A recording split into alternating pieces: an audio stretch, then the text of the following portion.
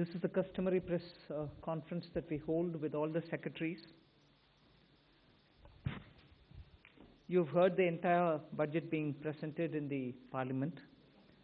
So as opening remarks, I'll just highlight some of the points which we want to draw your attention to. But subsequently, of course, we'll answer all your questions. All the secretaries are here with me. So this budget being the first one, as the Honorable Prime Minister said 2 days ago, this being the first one for the second quarter of this century, also leading towards Viksit Bharat 2047. We are laying the path and giving a push to the economy to maintain the growth momentum. And for that growth momentum or sustained economic growth, which we want to ensure, primarily we are looking at building the ecosystem with structural reforms which will go on. Reforms have been carried out. We are continuing to do the reform activities, so it will continue with an aim to make sure that we create enough environment for improving productivity and making sure employment is generated. Also, technology, 21st century, this century is completely driven by technology. So we will ensure that technology is brought in to benefit the common man, to make sure common man benefits in the sense of ease of doing living, or for his business to prosper, or for farmers for greater productivity, or better logistics, whatever. So technology for benefiting every common man. And above all, with all this, inclusive development.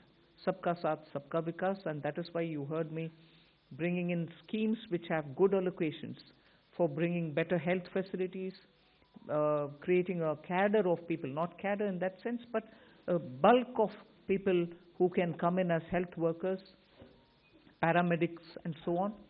And also making sure we are able to provide dignified opportunities for Divyangjan. Mental health has also received a lot of attention. So these are the side for Viksit Bharat and making sure Sabka Vikas hoega. But the idea is the advantage and the momentum that we gained since after COVID by increasing public capital expenditure will continue. We've announced that 12.2 lakh crores are coming through public expenditure this time. It is 4.4% of the GDP. I'd like you all to please notice that, which is the highest, at least in the last 10 years. It could even be highest if you were to take data earlier. No increment in capital expenditure, sustained fashion, has happened ever before. This one marking 4.4% of the GDP. Then what are the kind of things which will happen through it? You will have dedicated freight corridors. I've named Dankuni in the east, Surat in the west. Then I've also highlighted that 20 new national waterways, not national highways, national waterways are being planned. And again there, those are going to pass through some of the critical mineral areas. Orissa, where the mineral-rich state, you have the waterways taking it to the port, and the two ports have been identified, Paradip and Dhamra. Similarly, we are also making sure that the coastal cargo movements will be enabled through a cargo route, so that through the coastal area we are able to cut down on cost of movement of goods. City economic regions, developing them is a very big new measure that we're coming up with. And for that, an allocation of 5,000 crore per city economic region. Imagine the amount, 5,000 crores in 5 years. 1,000 crore per year per city is being given, and the emphasis is going to be largely on tier 2, tier 3 cities. And then talking of infrastructure further, with the capital expenditure coming with the big number, you're having also the high-speed rail corridors. 7 of them announced. The destinations are clear, so that they become the bridge for all these economical robust centers. So those are for making sure that the infrastructure and the capital expenditure are getting tied up, and the country benefits from the ripple effects that these can bring in. The 7 strategic and frontier sectors in which we've highlighted that will increase productivity and also have new investments come in and give emphasis for India's own brand on those things is on the biopharma sector. I think that's going to be a big change in the way in which we are looking at giving capacity for those who are able to research, who are able to undertake research and development. So 10,000 crore initiative again over 5 years for domestic biologics and biosimilar production. This is a clear message and backed with enough substance that India's lead in the pharmaceutical sector should be kept intact, but at the same time bring in newer ways of helping the pharma sector, and also because it has an impact on human health. Semiconductor mission had 2 major announcements that will improve the India stack and also the IP related matters. Electronic components manufacturing scheme for 40,000 crores is a major encouragement for electronics to become self-sufficient. We have also announced establishing rare earth corridors so that India can face and be able to meet its own requirements with its materials. So once we identify and are able to explore these minerals and process them, make them available for us, our dependency on external sources for bringing in the rare earths will be lesser, and we've identified the states where we want to establish this rare earth corridors. They are going to be in Orissa, Kerala, Andhra Pradesh and Tamil Nadu. So these are very important developments, and they are going to have multiple decadal impact on the Indian economy. Our dependence on magnets and rare earths will be brought down. 3 dedicated chemical parks, again for reducing our import dependence. High-tech tool rooms for research, that will be set up in 2 locations. Very important thing is about the construction equipment being imported. That could be for building tunnels or metros or high energy and also heavy duty equipments which we are relying on imports. We want to manufacture them in India, and that is why I said, how does it affect a common man? It affects because firefighters today have novel, new, big ticket and small, very small firefighting tools and weapons or equipment. We don't have them in this country. That's why if there is a fire accident in some very congested area, our equipments are not able to reach those points, whereas there are equipments which today are produced abroad, which can navigate those small corridors and go save people's lives, whether they or huge ones, all of which we want to make sure that we will have production in this country itself, whether they are tunnel boring or anything else. From small to big, we want to bring in those very impactful infrastructure into India. So we'll support domestic manufacturing.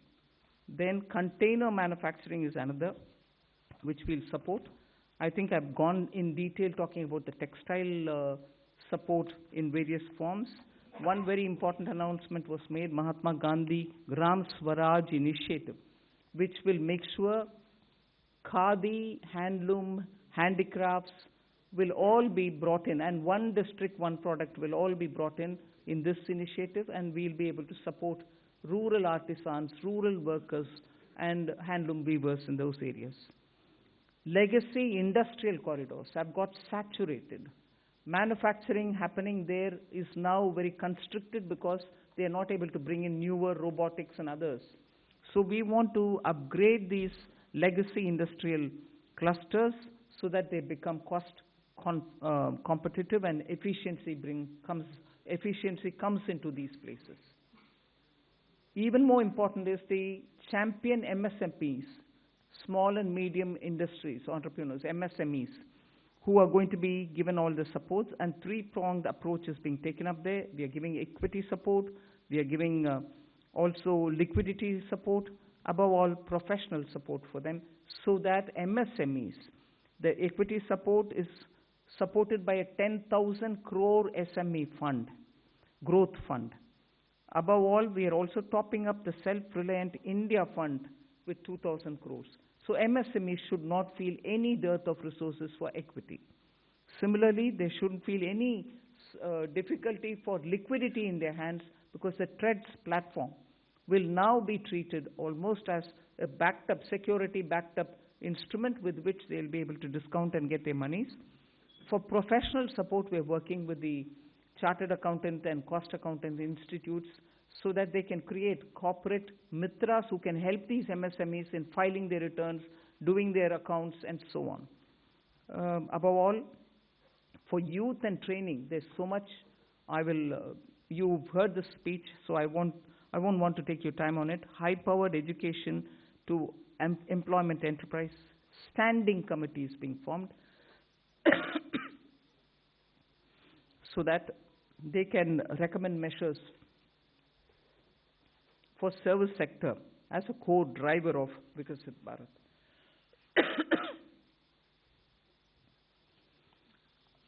Part B concentrated a lot on tax and related concessions that are being offered. More importantly is the process simplification which has been announced.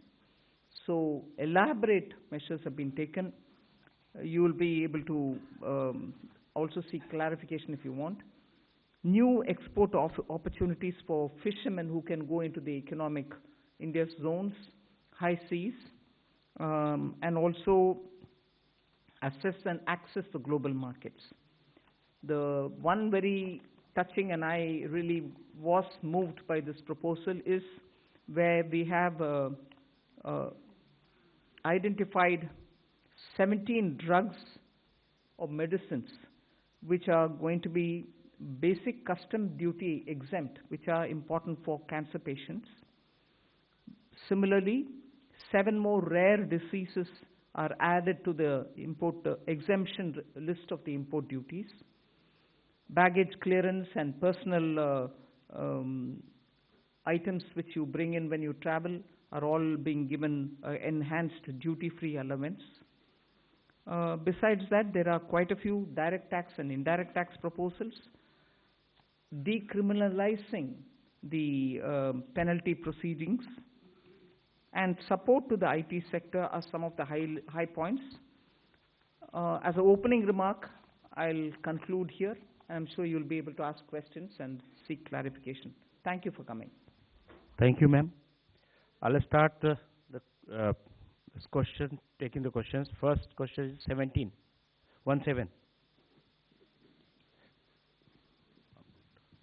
Good afternoon, ma'am. Shishir here from Hindu Business Line. Ma'am, my question is that under the miscellaneous capital receipt, the provision is 80,000 crore rupees. And last year, the provision was 47,000 crore, which has been reduced to 37,000 crore rupees now. Does this mean that there will be more equity monetization this year, or there will be more focus on the asset monetization of CPSEs? So you've got it rightly. The intent is that we will have a very strong asset monetization plan in place.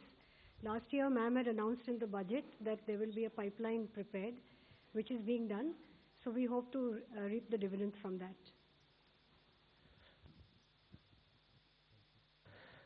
238.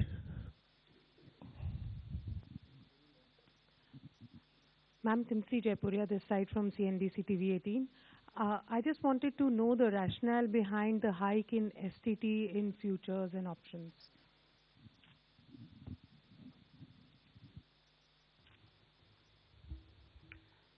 So, first of all, I believe some confusion. In fact, the question that you have asked rightly reflects the announcement itself, that the only change made in STT is in the future and options. All the other STT rates remain the same. The primary objective of raising the tax rates on STT has been that it is felt that when you look at the volume of transactions in futures and options, whether you compare it to the size of GDP or size of the underlying securities market, it is largely in the realm of heavy speculation, which results in losses to small, retail, unsophisticated investors. And the government's intention is to discourage speculative tendencies, and the increase in rate is essentially in that direction. So it is meant to essentially handle the systemic risk in derivative markets. Even after this increase, however, the rates of STT will remain modest compared to the volume of the transactions that is happening there. This is the reason. 54. Ma'am Tarun Sharma from Zee business. Ma'am आपने पूरा budget जो है वो new emerging sector पे बड़ा focus रखा है। Ma'am मेरा सवाल आपसे दो हैं यदि आप अलाउ करें। एक मैम आपने जो एक्साइज ड्यूटी का कैलकुलेशन किया है वो पिछले बजट एस्टिमेट से इस बजट एस्टिमेट में तकरीबन 22% की ग्रोथ देखने को मिली है। दूसरा मैम जो आपने एमएसएमई के लिए कहा कि जो ट्रांजैक्शंस होंगे उसके लिए आप एक्सचेंज प्लेटफॉर्म का यूज़ करना होगा, तो क्या मैम ये सीपीएसईज के लिए कंपलसरी होगा जो डिस्काउंट ट्रेडिंग की जो बात है? Thank you. I'll take the second question, ma'am. So, हाँ, ये CPSEs के लिए मैंडेटरी होगा कि discounting as well as non discounted bills दोनों को ही ट्रेड्स पे करना होगा ताकि वो 45 दिन में भुगतान MSME को कर पाएँ, और ये हर तरह से चेक कर लिया गया है कि ये हो सकता है. So we want to make CPSEs as pioneers. We hope, like ma'am has said in her speech also, that other corporates will also follow.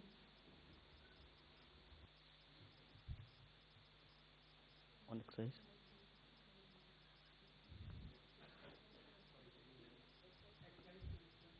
Increased by 22%, sir, from last year B to this year B. Because there is from 1st of February, all the tobacco products have come back into excise, and all those revenues will account for the increase of the next year.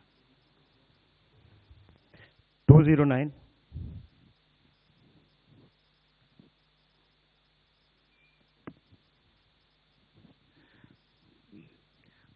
Ma'am, Prakash Pedashi from ET Now. The budget has announced restructuring of PFC and REC. What will this restructuring look like? And does this also mean that these NBFC will be merged going forward?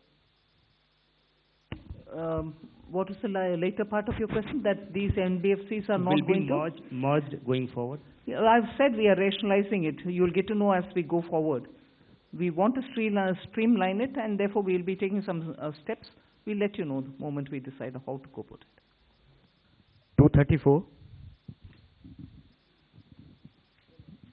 Hello, ma'am. Harsh Kumar from Business Standard. Ma'am, two questions. One is, you said that a high-level committee will be formed on the banking reforms in order to 2047.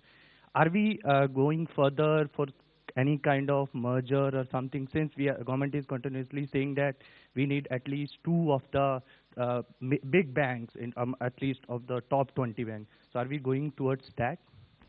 No, first of all, when I say that it's going to be a high-level committee which is going to look into it, the terms of reference will be prepared, and we are looking at committee to go into the entire expanse of the banking sector so that they come up with recommendations which help us to plan for banking for 2047.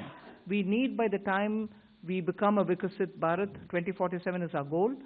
We need to understand what are the other steps that we need to take in the banking area, and based on the recommendations, we'll go forward. But we have the Secretary, Department of Financial Services. We'll ask him to also give us, please. Ma'am, I think you have rightly responded. There are large number of aspects relating to the banking requirement. For example, the credit to the GDP, commercial credit to the GDP ratio low, and the expansion of the banking network, and what kind of procedure currently we have that is impeding the both the deposits as well as credit. All those aspects will be looked at by an expert panel, a committee, and well, we will definitely have TOR, and then also consult the all the stakeholders, and the government will take a view on how to lay strong foundation for 2047 Viksit Bharat. Ma'am, one more question. 229. Left side, yes. Ma'am, Premanshu from Anandabazar Patrika. Ma'am, have you consciously avoided announcing any bonanza for the pole-bound states? And secondly, can you elaborate on this East Coast corridor, industrial corridor you announced? See, the industrial corridors are very critical for supply chains. We need a predictable mineral, rare earth and magnet related products to be made available for India's manufacturing, whether it's lithium ion, whether it's automobile sector, whether it's the new age solar. You need these rare earths to be processed and be made available. We have enough raw materials. The coastal areas are rich in these minerals. And therefore, states also felt, I mean, I must credit that the interaction that I had with the finance ministers pre-budget, many states felt that there are rare earths which they can utilize. We then sat up in the budget group that we have, Revenue Secretary, Secretary DA, and thrashed out, talking with the states. What are the kind of things that we can do so that their capacities to extract these minerals, process them, make them something which the industry can benefit from. So India can be less dependent on imports of these materials. That is where, having spoken to states, we thought it's very important to recognize the corridor and give a policy for it so that industries can invest, private sector can come in, governments, state and center can come together on it. That is where these corridors were announced. And looking at the success of the defense corridor, I can confidently say these rare earth corridors will make that big a difference to the Indian economy. The first question, I think there's enough to cover all the election states. If I do, you will ask me, why have you done it only for the election states? Now I've done it for election and non-election states as well. You want me to spell out what has been done only for the election states? I'm quite happy to do it. 262, front. At the front, please. Here, front side. Front row. Good afternoon, ma'am. Sapna Das here from CNBC TV 18. Two quick questions.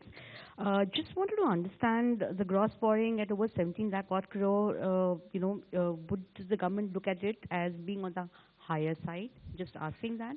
And within that also, if you look at your net tax revenue stream, of course, B to RE it's higher, and a lot of concessions have been given away both on direct and indirect taxes.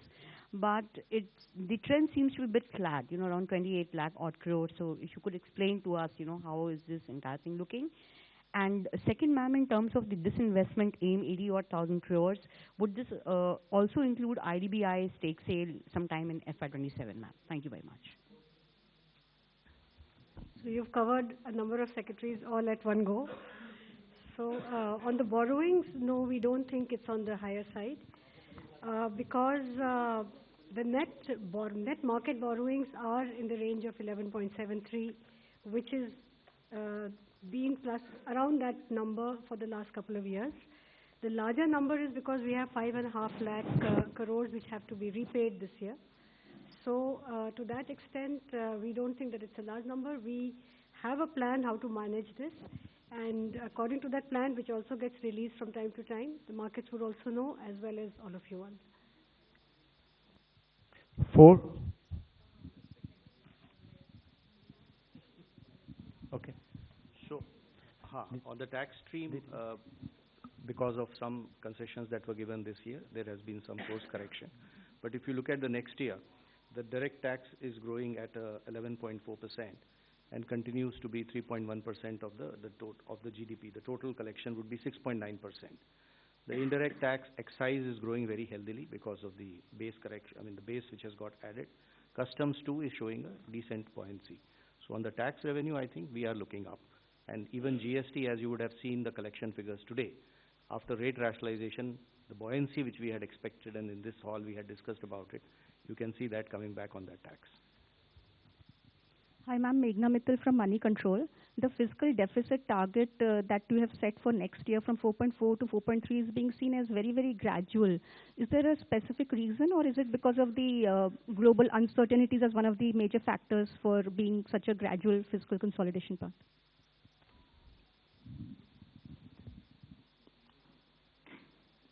I would have thought you'll appreciate it being gradual. Because particularly fiscal, drastic changes don't go down well. One or the other section gets hurt. We will have to be gradual, but yet keep it well within that band which gives confidence. And to show that we care for fiscal prudent management. There's no point in me dropping it to, let's say, 4. It has to be steady so that the economy goes in a steady speed. So it is a responsible number and realistic number. It's not as if I wanted it to be so gradual. It is a responsible number. We should achieve it and equally not bring in any kind of turbulence anywhere. Thank you. From the center flank, 190. Thank you, and congratulations on a very comprehensive budget. Before you start, I was going to look at PIB and say, this side is being ignored. Yes. But good that we called you. Thank you. I'm Aprajita Saxena from CNBC International in Singapore.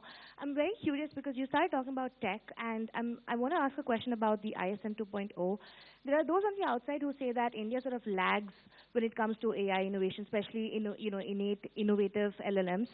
Is the strategy of ISM 2.0 to sort of become part of the global value chain, or are you more positioning towards India creating its own native LLMs? Thank you. I think Ashwini Vaishnav, the minister, has been speaking extensively about this. There are several aspects of it. We want to be sure that in the semiconductor domain, we have every expertise for all those 5 major chip or modeling or, the infrastructure, design, every aspect of it. So he is talking about creating capacities within the country to be able to have that kind of a infrastructure well laid out within the country. And similarly, if you're looking at the way in which our startups are working, using AI, and very clearly we have also shown a path that it is not just the large language models, but also smaller ones, medium-sized ones, which can serve the requirement of your economy. So AI in India, particularly when you have a huge demographic dividend, will have to give us results to ensure that our people have work and also the opportunities are going to be enticing enough for the youth. It cannot replace human efforts. So we are at the same time redefining for ourselves, if I may use that expression, on how to use AI, what is the capacity that we have to create, the kind of infrastructure that we have to lay in the ground for it. Equally, the products which come out of it will have to benefit our people because our youth are revving to do more and new. For them to do something new and for them to do something more, we have to create benefits out of AI rather than push along with AI unthinkingly that it doesn't serve our people. So I think these many different factors play in making a decision on semiconductor. And that is where ISM 2.0 looks into these aspects as well. And I'll ask the CEA to speak a bit on it because he spent a lot of time so that he could write effectively capturing what's happening down. Ananta, you want to say anything on it? Actually, we have to see the semiconductor mission and the announcements related to the rare earth corridor, which ma'am talked about a few minutes ago. All of them as part of the framework that we presented a couple of days ago here on the strategic resilience part. So, in fact, many elements of this ma'am's budget speech focus both on equipping us to handle the AI-related technology as well as skilling the population in areas where they can be immune to some of the AI-related impacts as well. So it covers both dimensions, and therefore the semiconductor mission the rare earth corridor, and also some of the Part B announcements ma'am made about the various electronics and manufacturing sectors were all part of the initiatives to make sure that we make ourselves strategically resilient in a very fraught global environment. 138 at the back side.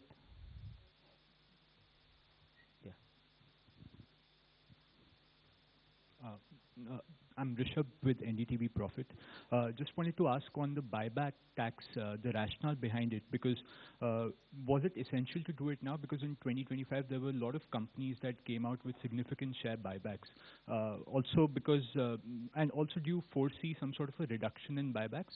And secondly, on pollution related schemes, the outlay has been very stagnant, but pollution as a problem remains. Is this not a policy priority for the government now? On the buyback, I'll have Revenue Secretary brief us. So first of all, on the buyback, I'd like to clarify. I hope that the point was clear enough in the speech also, that it is in fact a relief. It's not a tax, additional tax. It is a relief. Buyback tax system was changed to make it as a dividend income, which is income at the applicable income tax rate at the hand of the shareholder.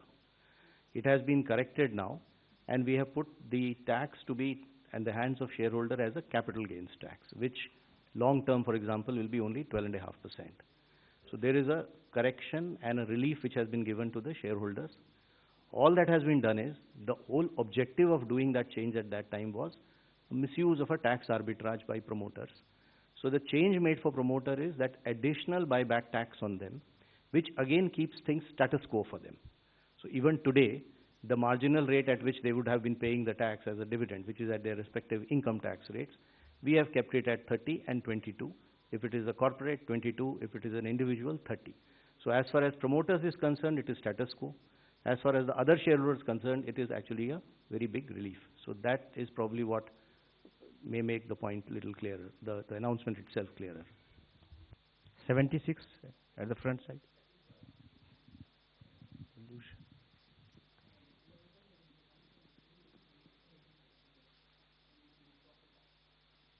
So pollution is a priority with government, and not everything has to appear at the budget speech, is how I would put it, ma'am.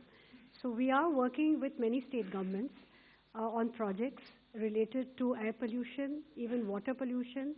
There is a significant budgetary outlay on sewage control as well as drainage.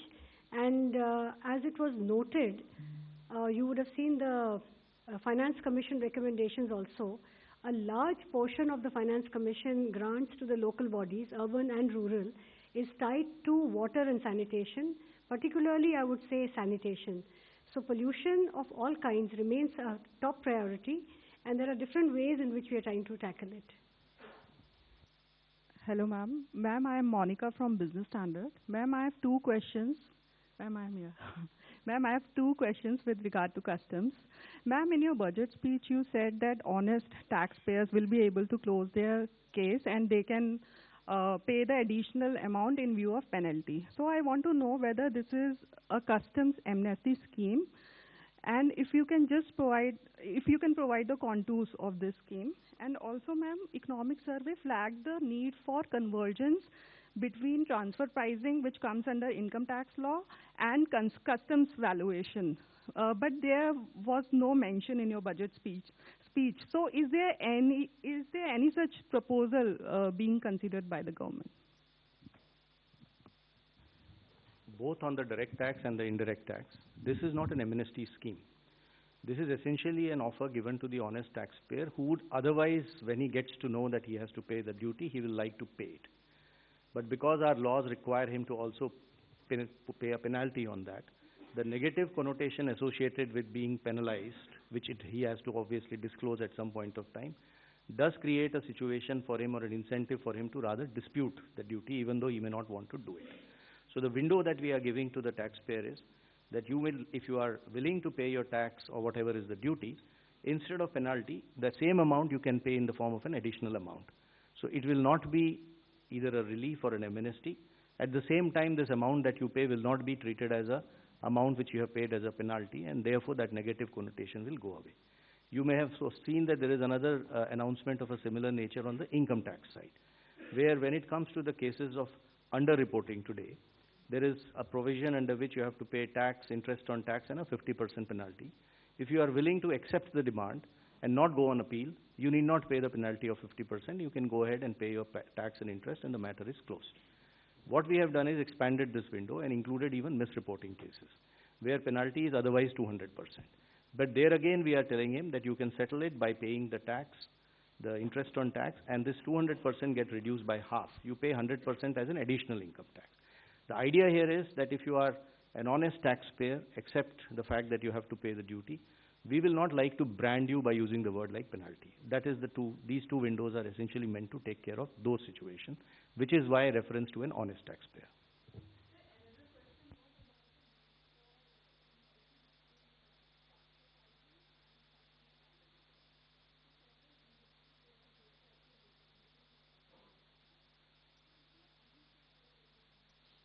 Yeah, we are examining that separately. 194. Left side, yes, back. Ma'am, this is Amitod Singh from CNBC International. Congratulations to you and your entire team.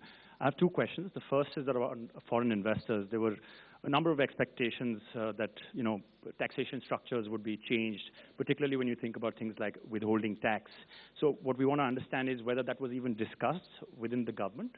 And my second question is 15% defense spend increase. How much of that has to do with global uncertainty? Revenue Secretary can answer on the first question.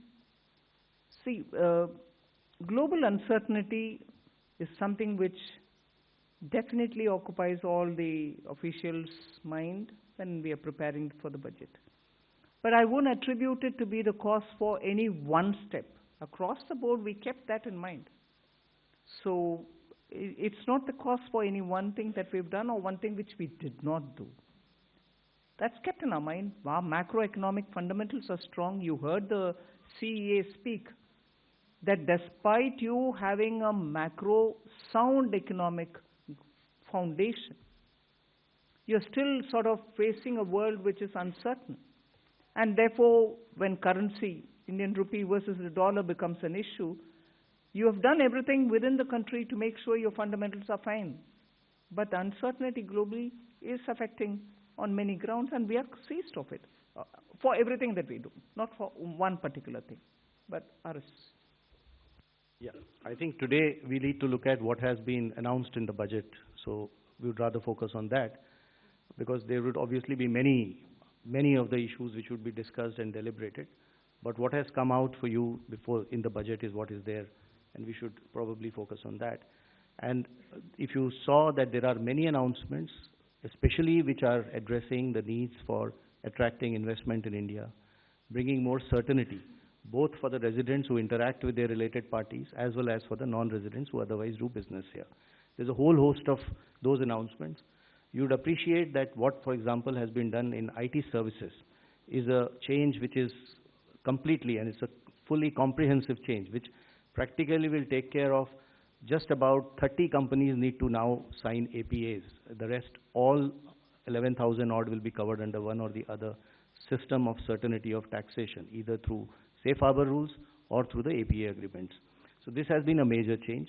In specific sectors where we felt that the residents needed certainty, we have provided that, whether it is in the data center, whether it is in manufacturing, electronics, even for the expats, if they are going to stay here, the experts for a longer time. On the data center, I just thought I'll take this opportunity to clarify, because there was some speculation about what has been done. The thought process in this is that a global entity which is providing kind of cloud-based data services uses data centers all over the world to provide services to the customers. So it is very difficult to connect one-on-one as to which data center has resulted in what type of revenue. So the international entity of this nature would like to set up data services centers in India, which is a net economic plus for us, because it adds to that scale and level of economic activities. It has strategic purpose too.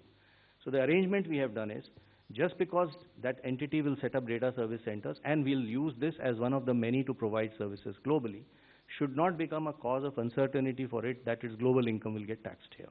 So that is the certainty which we are giving to it. Quite naturally, the data service center, which is located in India, will be taxed depending on the way it is positioned. And that entity will be selling its services to customers in India through a reseller entity, which again gets taxed. What we are excluding from taxation is this global entity, which is essentially doing cloud-based services, using data services centers across, and we do not want it to be deterred from enhancing its business footprint in India to provide such global services. I'll just come in to add to that point on foreign investors, to point out one or two points on the Part A side also, which are important. One is that this was this ask from AIFs for a very long time, that most AIFs in our country are formed as trusts. Their request had been for a pretty long time to consider if the LLP Act can be modified and amended to align it with the functional requirements of AIFs. So that has been announced today, which is a very big move forward, as it will allow them to, the amendments are going to be of such a nature that by becoming LLPs, first of all, the liability will get limited. And then there are going to be amendments which will also allow for document filing rationalized for entry and exit of partners, and similar such things to make it easy for the AIF partners. So that's one of the announcements today. The other was the announcement on the PROIs and the relaxations given therein of how much they can invest in a company individually and together. So those limits have been significantly enhanced, and all of it has been rationalized in line with OCIs and NRIs. Other than that, the FEM NDI rules, we intend to review it for two things. One is, again, we are continuously in touch with investors. There are asks over there. So instead of doing it one by one, this shows the intent of the government to actually reach out and address the world which is interested in investing in India and make it easy for them to do so. 214. Ma'am, मैं आलोक प्रियदर्शी हूँ CNBC आवाज़ से।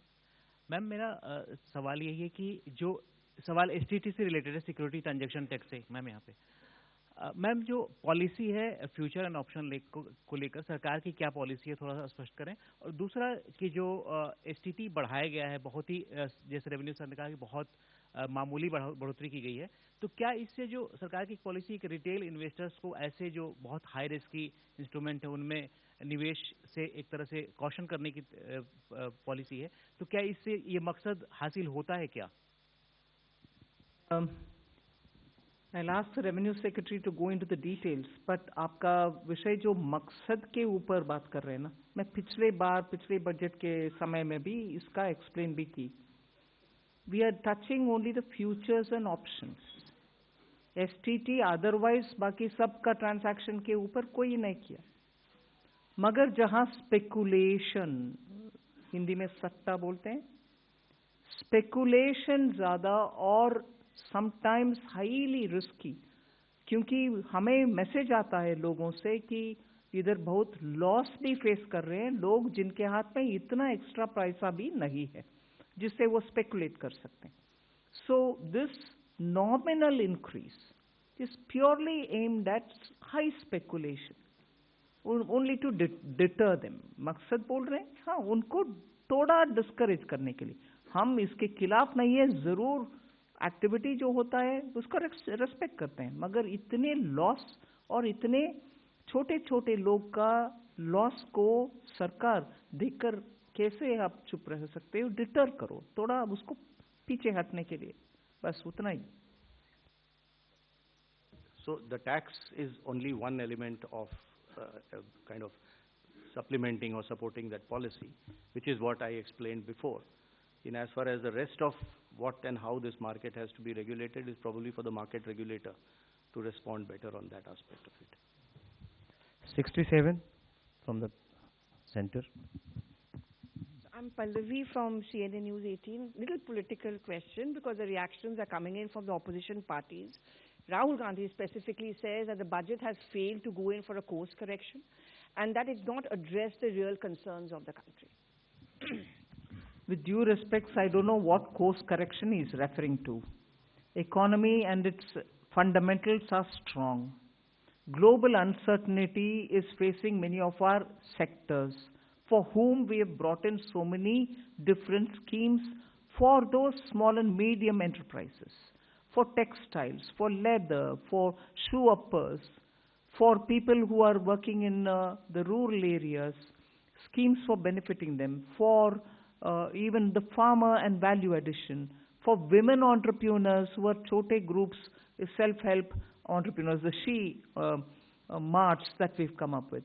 These are ways in which we are reaching out to the common small people to make sure that they don't have to face, big changes in their life because of any volatility coming from outside. They could be contributing to exporting small things, but different uncertainties can affect them equally. Many of them have been shown as successful because you see when you go there, Lakhpati Didis is a fantastic difference made to women in the rural areas. Now we are bringing them together to sell their wares. Are these not measures through which we are reaching out for the poor, the small, those in a different difficult terrain or in rural areas? And with all this, the fundamentals of the economy remain strong. And that has come out even in the economic survey. So, well, politically you want to criticize, you're welcome, please do it. But if you want to give me the facts on which you're basing your argument, I'm willing to hear and willing to reply to that. 16, at the center, yeah, on left side. Ma'am, I am Bani Kinkar Patnaik from the Economic Times. Ma'am, I think probably one of the most important features of this budget is that for the first time in probably many years, your effective capital expenditure at 4.4% of GDP is going to be slightly higher than your fiscal deficit, projected fiscal deficit for the next year. So it means, I mean, in other words, you will be using more than your entire borrowed resources. You will be deploying that in productive spending. So I wanted to ask you that, whether it is going to be the new normal in the coming years. And ma'am, one clarification I needed. This VV Jiramji scheme, you have allocated more than 95,000 crore. At the same time, I see that, Narega has also got 30,000 crore. So is it going to be on top of that, or because Jiramji scheme is supposed to replace this Narega scheme? I'll ask the Expenditure Secretary to respond on that. Yeah, on the new scheme, the GRAMG, the budget provision has been provided exactly as what you would have seen when the bill was being presented and the act was there. So we have gone exactly whatever is required has been provided. Now on the old scheme also having some money, in fact, it's a legacy of the inefficient way in which the scheme was, the MG and Narega was being implemented by the state. So there is some carryover of liabilities, 30,000 crores. So that we have taken the responsibility of verifying and fulfilling it. So that's why we have kept that, but otherwise fresh implementation will be on the new provisions.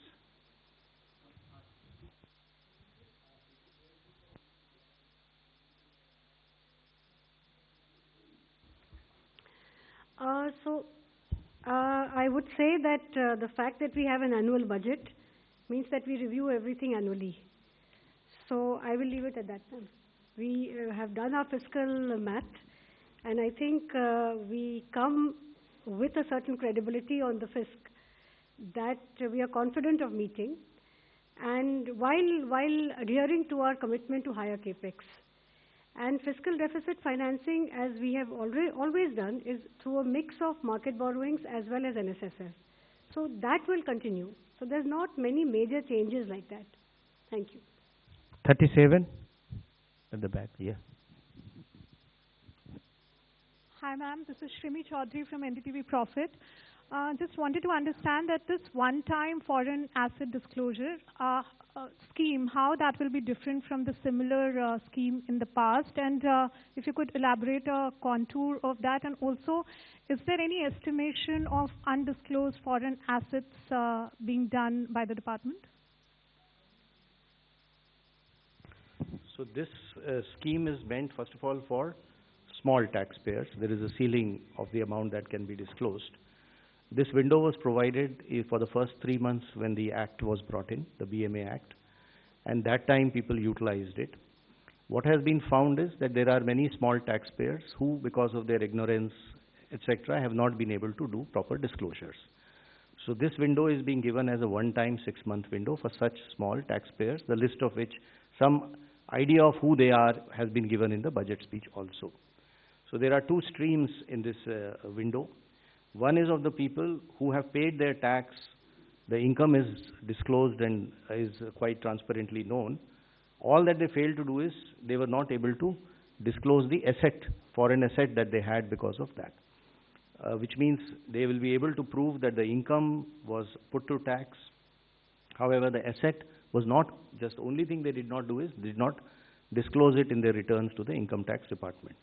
So this is the window B, where we are saying that if you have a foreign asset of up to 5 crores, you can pay a fine of 1 lakh rupees, which today under the Act would have entailed them a fine of 10 lakh, a penalty of 10 lakh rupees and prosecution. So you will get both immunity from penalty and prosecution, and you can declare those assets. This is category B. There would also be category of people who may not have been able to or have not properly disclosed their income. This is the category A, for which the limit is 1 crore rupees. So 1 crore rupees of foreign asset or income, if they have not disclosed, then they can disclose it during this window. In this case, however, they will have to pay the tax as well as 30% tax and then 30% additional tax on top of that, and a certain amount of interest. Again, they will get immunity from penalty and prosecution. The idea is to essentially help those NRIs, returning NRIs, students, some professionals, people who have gone out, people who may have got ESOPs, any kind of such assets that they may have outside. They'll be able to disclose it and be able to protect themselves against penalty and prosecution and come clean. And it has been structured in a manner that it addresses only small assets, and secondly, it is something which will be helping them to also, get away from all the procedural problems of penalty and prosecution. 25. Hello, ma'am. Ruchika Chitravanshi from Business Standard.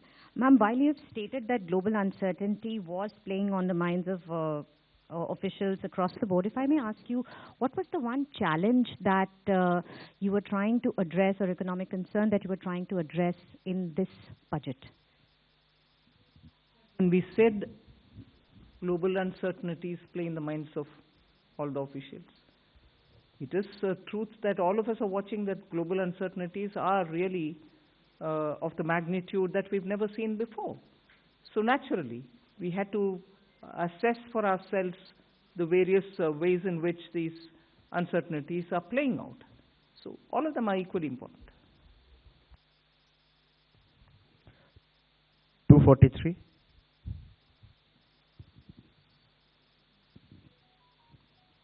Good afternoon, ma'am. Kriti Ambe from Informist Media. Ma'am, this year's nominal GDP projection, the projection of 393 lakh crore, does it take into account the upcoming base year revision, or is it possible that this number would undergo further revision when MOSPI releases the new base year and releases its estimates based on the new base year by the end of February? Let the CEA and the Secretary EA answer that. The 393 lakh crores or 10% nominal GDP growth was arrived at based on the existing GDP base year and the methodology. Ma'am, if I could follow up on that, back in 2015 when the base year revision had happened, the previous year's 14 and 13 numbers went up, nominal number went up by odd 9 lakh crore. So if FY26 number goes up by that sort of magnitude, or even if not from 357, it goes to 360, your fiscal deficit estimate would come down even further. So do you think there is possibility? You began your question with the if, right? No answers from my side for ifs. Sure, thank you, ma'am. 45. I think Center. Hello, ma'am. This is Pushpita Dey from the New Indian Express. So a lot of custom duty reductions have been introduced. So how do you see the impact on the revenue, and also particularly for the consumer goods like 50% duty reduction, will there be any measures to ensure there is no dumping after the reduction happen? And also, not particularly related to the budget, after the recent Tiger Global Tax Supreme Court verdict, do you see there will be any impact on the foreign investment for India? Thank you. Customs duty, the reductions, etc., which have been given have a logic for that sector, the need for those items to be brought into India, and customs duty not to add cost to it. So there is an economic logic of why it has been done. And if you have seen, most of them are meant to essentially enhance either manufacturing or value addition within India, or help the cause of exporters who are using those imported items to export items from out of India. So this is a very conscious sectoral call. For each sector item, the value chain has been analyzed, based upon which decision on whatever moderation or whatever calibration of duties were to be done have been done. The second part, in terms of revenues, etc., is concerned, what you would have seen is there are a lot of custom process reforms that have been proposed. And the idea is essentially to enhance the volume of international trade, which should fetch us more revenues rather than playing on the rate itself. So we do hope that these process reforms will encourage more people to kind of, export. In the process, probably the part of global value chain, more imports, and duty or revenues will be a result of that buoyancy. I just want to add one additional point to what my colleague, Revenue Secretary, said. If you look at many of the customs duty reliefs given in Part B, you have to read them in conjunction with the announcements made in Part A on manufacturing. So you look at electronic component manufacturing and you look at the concessions given in Part B, there is a certain logic, alignment and synergy between the two. So that's exactly what you need to focus on. So actually, the fear of dumping there, will you be monitoring it? We are looking at only those sectors where we need to have our production capabilities improved, and raw materials shouldn't be a constraint on those items which are necessary for us. So it is a very calibrated way in which we've done that. 39, the front. Thank you, sir. Congratulations, ma'am, and everybody. Karishma from Business Today.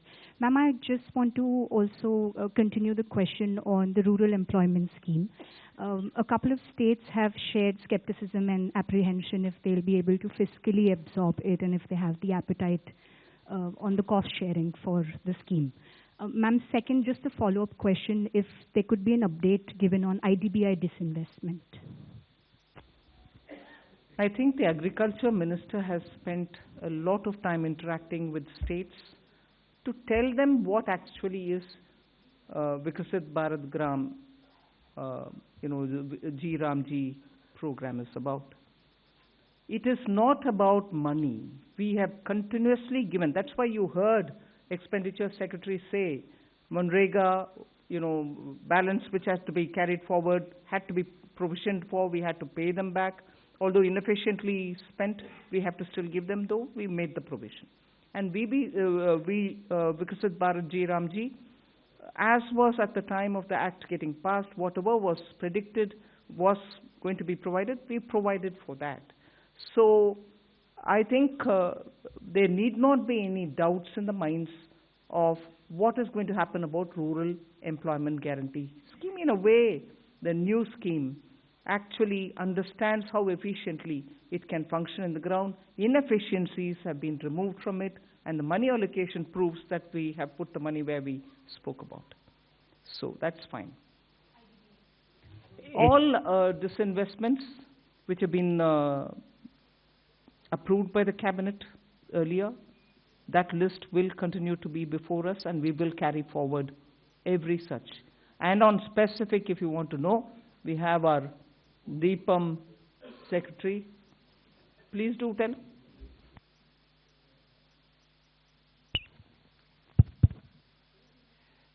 I think one thing we must keep in mind is that we follow a composite strategy. And disinvestment and closure have to be seen together as part of that composite strategy, which enhance or increase the participation and efficiency of the private sector. As part of that strategy, as Honorable FM said, whatever in principle approvals we have obtained for both disinvestment and closure, say about 50 of them, half of them have already been completed, which means about 12 closures and 13 strategic disinvestment transactions. The other ones are on track. That is why we keep aspirational targets, because we are fully on track and fully committed to completing each one of them and taking to a logical conclusion. Thank you. Yes. 81, backside.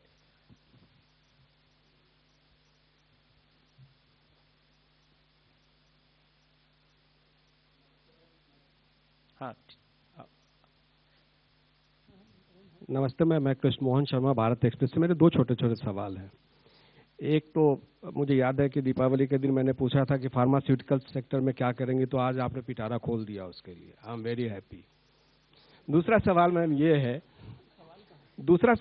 Ma'am कि university township बनाने की आपने 5 बात की, क्योंकि developed India के लिए बहुत ज़रूरी है। लेकिन प्राइमरी एजुकेशन और सेकेंडरी एजुकेशन, जो कि हमारे बैकबोन है ग्रोथ का भारत के लिए, उसके लिए इसमें क्या है? और दूसरा, अभी मैं एक शो करके आया हूँ, उसमें लोग पूछ रहे थे कि मिडिल क्लास के लिए बजट में क्या है? बजट में क्या है?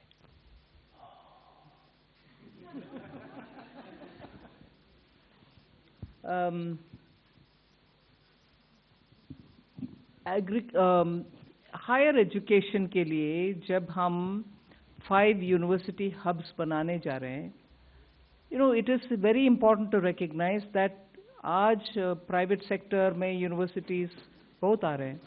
स्टेट्स का मन लग रहा है कि और हायर एजुकेशन सेंटर्स ज़रूर होना चाहिए। इन सब को सुनने के बाद हम हायर एजुकेशन में और ऑप्शंस ले आ रहे हैं, जिससे हर तरह का कोर्स उस हब्स में बने और students don't need to go out in case उनको वीज़ा नहीं मिला और बोरोइंग करके जाना है। उस क्वालिटी का एजुकेशन भारत में ही हो, इसीलिए जितने भी स्टेट्स वो क्या बोलते हैं, चैलेंज मोड में आकर के बोलेंगे कि हम जमीन देने के लिए तैयार है, मल्टी स्पेशलिटी हॉस्पिटल जैसे बनाते हैं, ऐसे universities with different types of courses can all come and set up, and this will also mean partnering with universities abroad. So higher education में जो flexibility के साथ function करना है और हमारे students जो बाहर जा रहे हैं उनको उसी quality के education इधर देने का, ये नहीं कह रही हूँ मैं कि हमारे universities में quality नहीं है, मगर aspirational लोग को कुछ और certificate जब चाहते हैं वो certificate क्यों ना भारत में ही ना मिलना, why don't we provide for it? And इसीलिए वो scheme ले आए. So it does not immediately mean that we are not going to be spending on primary and secondary. Primary and secondary में इतनी सारे states के साथ collaborate करते हुए PM श्री स्कूल हो, नवोदय विद्यालय हो, प्राइमरी से लेकर हायर सेकेंडरी तक बहुत सारे कदम पिछले 5 साल में उठाया गया। न्यू एजुकेशन पॉलिसी आने के बाद उन सबको अभी भी सपोर्ट मिलेगा सेंटर से, हम कम नहीं कर रहे हैं बजट को। 22, the front. Hello, ma'am. Good afternoon. This is Surbhi from Business Today. Ma'am, firstly, I wanted to understand the impact of your tax proposals, both on the direct and indirect tax side, and as well as the net implication.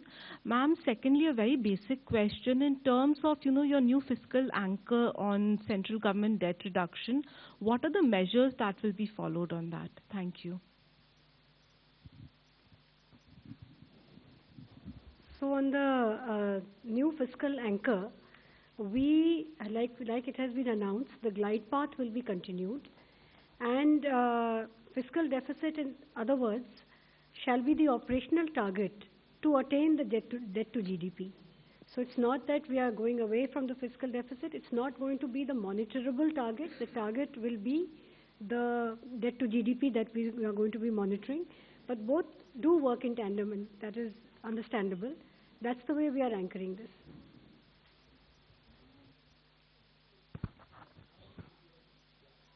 So I have already explained the growth rates for the tax the next year. So if you look at the buoyancy, for example, for tax, we are taking the buoyancy would be around 1.14. So which shows that we expect that with all these reforms, the tax growth should become and would be growing at a rate faster than that of the economy itself. So we do expect the tax income, the tax revenues to be sufficiently buoyant in the coming year. 46, this side, left. Ma'am, this is Priyansh from Money Control. I have two questions. One is on the GST.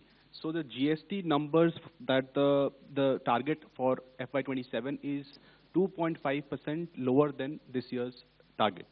So although there has been, this is due to the reduction in rates, but when can we expect the growth to be in the positive territory? And second question on the nominal GDP number, have you taken under consideration the conclusion of the trade deal with US on the nominal GDP? And if it is concluded, can it be higher?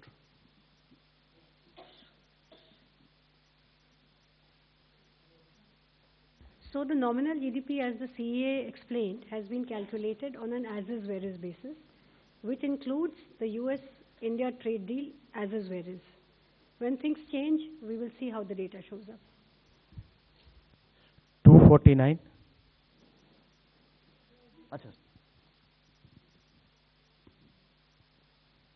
GST revenues, what is the question? Can you repeat the question? No. You will have to account the fact that compensation cess is not going to be there the next year. So you'll have to exclude that, which is why you would see our monthly figures are showing other than compensation cess. That is the right number to look at. Hello, ma'am. This is Priyoshmita from Informist Media.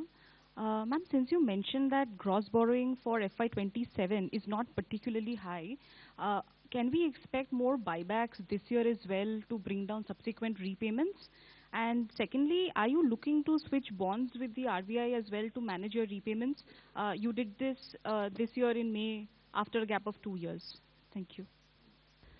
So the reason we do buybacks and switching is basically to reduce our repayment burden and to mitigate the bunching up effect, and also to manage the costs.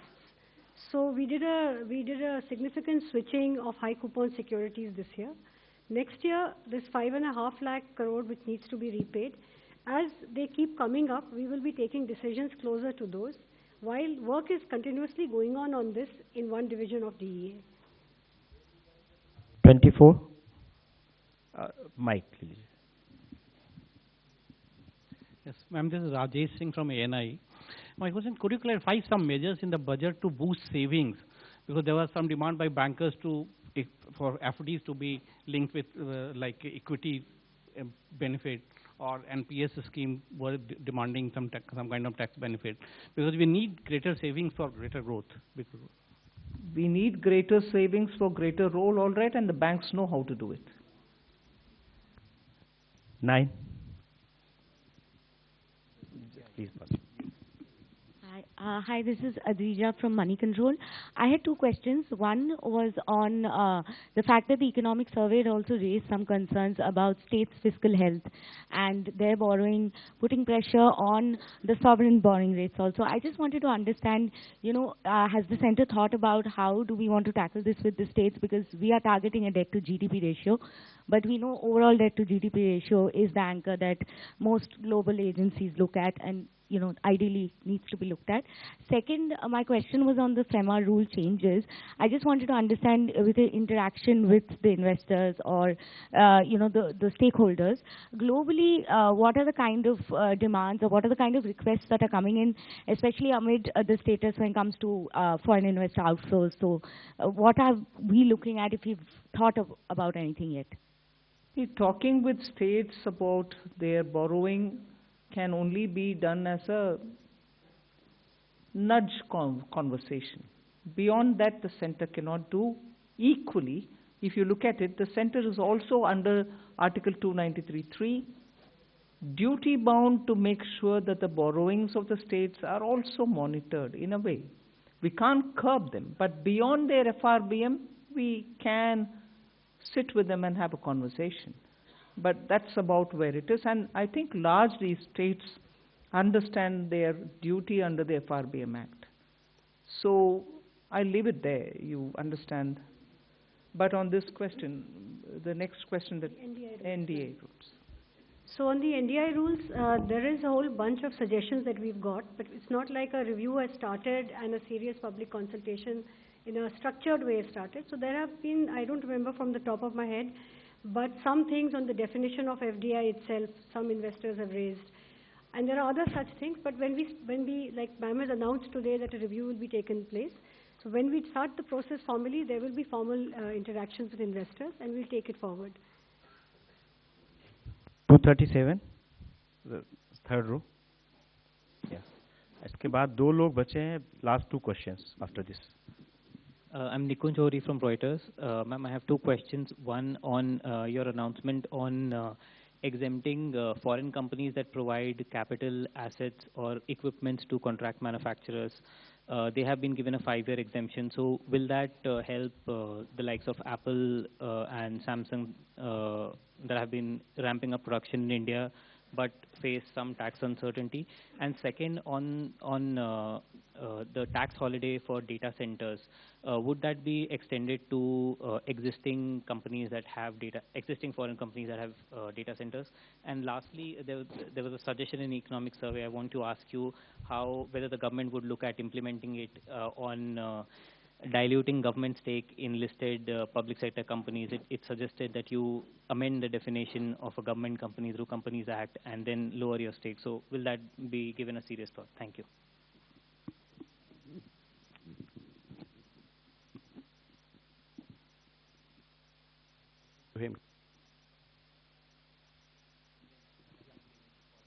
See, the contract manufacturing, that is the toll manufacturing exemption that has been given, essentially is for the companies which will give their capital goods. There will be no transaction, there will be no sale, no lease. It's just given because they have some reason to do it, business reason to do it, and it is utilized by the entity here to manufacture. So this will be in a bonded zone, customs bonded zone. Therefore, we are saying that if you bring your machine, and that machine is used by a local manufacturer to produce something, we will not consider this to be a PE connection to India, and we'll exempt you for 5 years.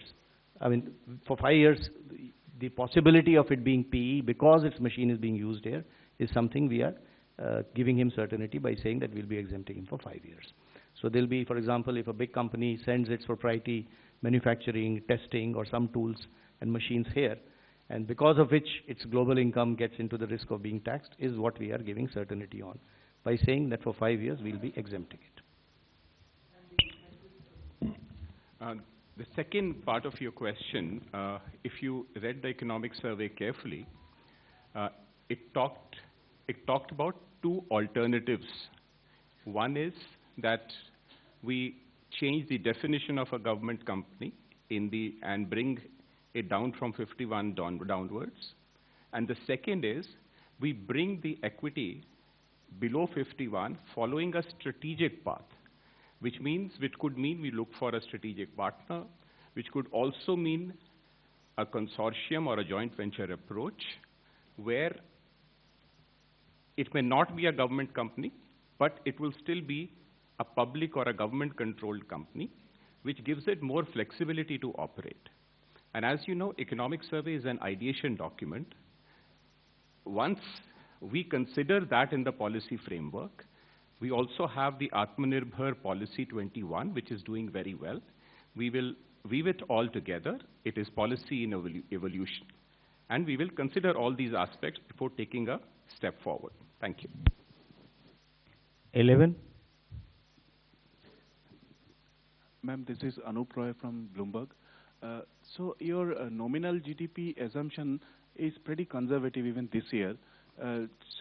Given that CA has given a growth rate of 7.2%, so are we assuming inflation at 2.8% for the year? And is that does that show that inflation is structurally down in India? Inflation is down in India and it is remaining there for some time. And inflation is just not the only one which is a deflator, but however, largely you depend on that. And I think therefore the assumption of the nominal GDP is realistic. So we cannot, for the reasons well known that you want a nominal GDP to be a higher number, cannot bring in factors which are beyond the usual calculation.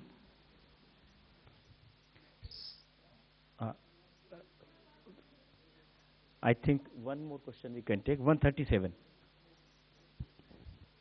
Take the mic. I'm Rakesh Kumar from New Indian Express. My question is around the electronic manufacturing as you allocated 40,000 crore rupees. So just want to know, does it include the ISM 2.0 amount? Also? Does it include what? Indian Semiconductor Mission 2.2. That's a separate now. ISM 2.0 is separate. Okay. Thank you. Thank you very much. You already asked. Thank you very much.